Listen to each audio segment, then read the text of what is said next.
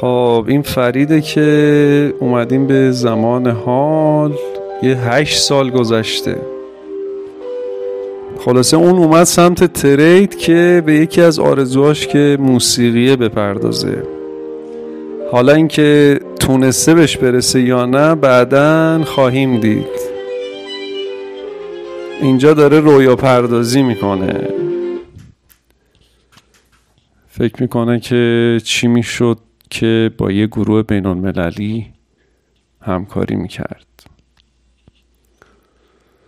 چو ایران نباشد تن من مباد، بدین بوم و بر زنده کس مباد.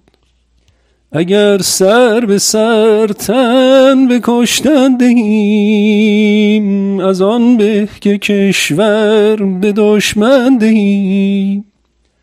اگر سر به سر تن به کشتن دهیم، از آن به که کشور به دشمن دهیم.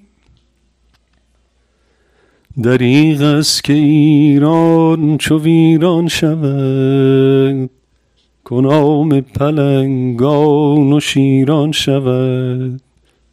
اگر سر به سر تن به کشتن دهیم، از آن به که کشور به دشمن دهیم.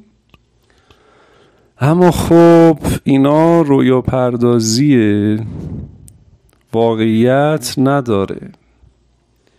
حالا در ادامه خواهید دید که در ترید چه مشکلاتی براش پیش اومد، چه چالش هایی باش مواجه شد و چه سختی هایی رو دید.